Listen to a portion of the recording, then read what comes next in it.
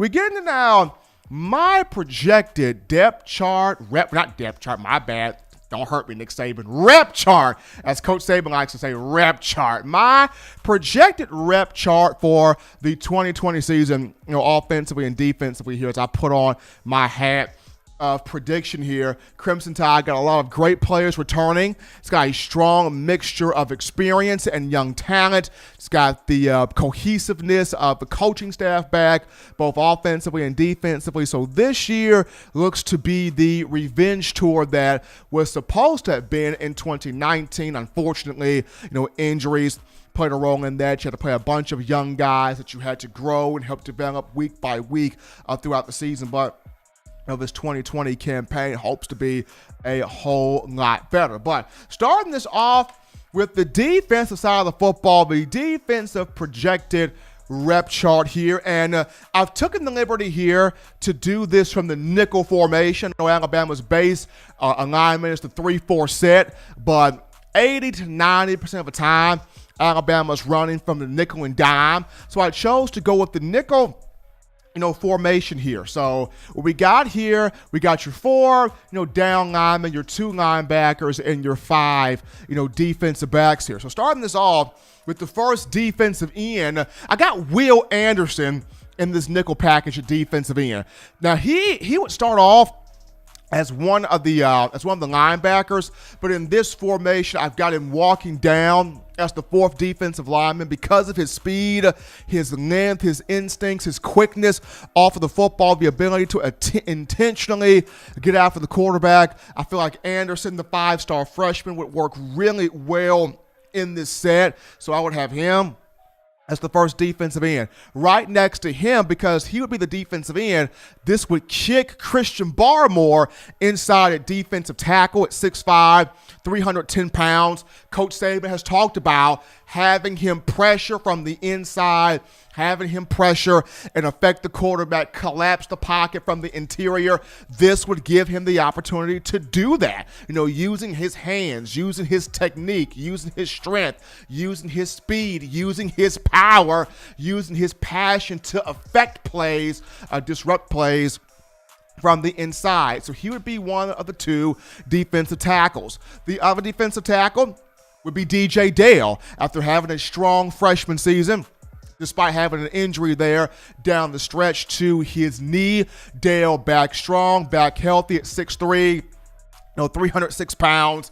He would be the other, defensive tackle, pressuring from the inside, stuffing the run from the inside, creating negative plays, havoc there from the inside, which will leave our final defensive end. My projection in this rep chart would be Lebron Ray. Him coming back from injury, the foot injury he suffered against South Carolina in week 3 of the season. At 6'5", 292 pounds. He's got the size, he's got the footwork, he's got the ability to affect the passing game, get after the running back. He's got a ton of experience as far as on the field and in the playbook as well. So Lebron Ray would be that 4th defensive lineman there. Moving up to the linebackers, the second level here, you got 2. Dylan Moses will be your middle linebacker, self-explanatory. He's back as the captain of this group. He's back as the leader of this group. He's back as the nucleus of this group, the communication of this group, making sure everybody is on the same key. So the moment they snap the football, the defense flying to the football, attacking who's got the ball, taking away the angle, creating those turnovers. So Dylan Moses at the middle linebacker spot. At the weak side backer spot here, the other inside linebacker, Christian Harris. To me, he is the intellectual Reuben Foster. To me, he's going to be shooting through gaps, flying in, making plays, hitting whomever's got the football, attacking the passing game, running down the backs, taking away the angle. He is your more so intellectual Reuben Foster with a defensive backs background. He's got a ton of athleticism, but Christian Harris, the other linebacker. At both corner spots here, at right corner, give me Josh Jobe, the physicality that he plays with, the toughness he plays with, not afraid to jam at the line of scrimmage. The biggest thing I've always said about him is, can he be physical, but not too physical where it draws a flag? But I absolutely see him, project him in this rep chart as the starting right corner, which would mean the starting left corner, as good as Marcus Banks is, as good as Jalen Armour Davis is. Now, I really want to see Armour Davis break out that left corner. Give me Ronald Williams Jr., the JUCO from Hutchinson Community College, but he's originally from Louisiana. Coach Saban does not recruit JUCO guys just to sit them. He recruits them to play them. He intends on them to play. He intends for them to more than likely start. So he would be that left corner. In that nickelback spot, we've got Patrick Surtain II right there. When he came in, drew a lot of comparisons to Minkah Fitzpatrick, had a strong freshman year. Sophomore year had some great moments, but this year, I think the coaching staff, the players around him, and of course, Surtain himself expects to take that jump, expects to take that next step, that next level, and be a first-team All-SEC, first-team All-American type of defensive back, which last but not least, your two safeties in this formation projected. The free safety is Jordan Battle. He's got an Eddie Jackson, Deontay Thompson type range. Can play from sideline to sideline, track the football, great coverage defensive back. So Jordan Battle at free, which makes my strong safety Daniel Wright. He's built now like the Incredible Hulk, built like the Terminator, torso, chest, in point right now. Has matured his body, matured his knowledge of the system. He's learned behind a bunch of guys, including one, Xavier McKinney, also Minkah Fitzpatrick as well, and now he is ready to take over, that being Daniel Wright. But that would just be the defensive rep chart in terms of the guys I have projected as starters. Moving over to the offensive rep chart from yours truly offensively, starting with the front line from left to right here. It's got a ton of talent. At left tackle, Alex Leatherwood. This guy is going to be probably, more than likely, the best left tackle in college football, one of the best left tackles in college football, the best left tackle in the SEC. He gave up 2 sacks last year against LSU, but he's looking to improve onto neutralizing, keeping speedy edge rushers away from the quarterback. At left guard, Emil Ikior Jr. will be at left guard.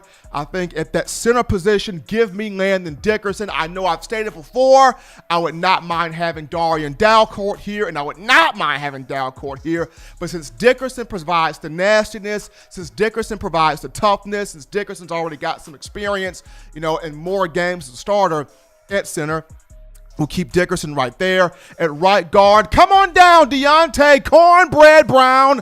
Deontay Brown will be at that right guard spot. And at right tackle, Evan Neal. Got Evan Neal at right tackle at 6'7", 360 pounds, which would give Alabama its 2 bookend offensive tackles, helping out Najee Harris there in the run game, and also pass protection as well. At tight end, give me Miller Forrestall. Jaleel Billingsley is going to be a stud, but Forrestall's added healthy weight to his frame at 6'5", and one of the main things he's been working on is being a complete package guy in not just catching the football and running routes, but also being an effective blocker at the mesh point, at the point of attack. He's worked on being a full package guy, especially where blocking comes in.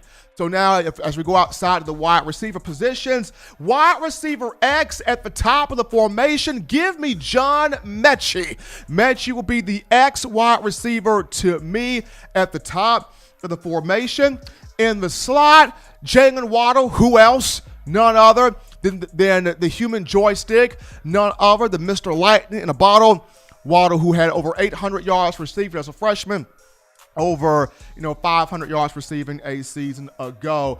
And then last but not least, at that Z spot, you have Devontae Smith. At quarterback, give me Mac Jones. And at running back, give me Najee Harris. That would just be my projected rep chart there for the Crimson Tide, both offensively and defensively. But as always, folks, if you want the best news, notes, information, and coverage regarding your Crimson Tide, it's very simple, very easy to do. You can get this by downloading downloading the Touchdown Alabama Magazine app. You can do this by going to the iPhone App Store if you're rocking Team Apple, Google Play Store if you have the Android phone. For your audio listening needs, we got you covered on iTunes or Apple Podcasts, Spotify, Stitcher, Spreaker, TuneIn Radio, Google Play, Overcast.fm, and iHeartRadio. If the good and gracious Lord sees fit, I will return on Wednesday, continuing the conversation that is Bama football. But until next time, folks, husbands love your wives. Wives appreciate, value those husbands. Children continue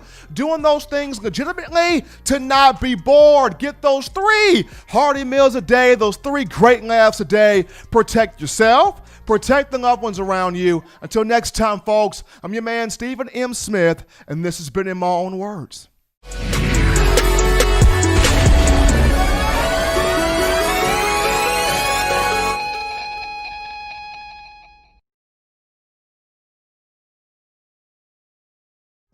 Thank you for watching Touchdown Alabama Magazine's YouTube channel.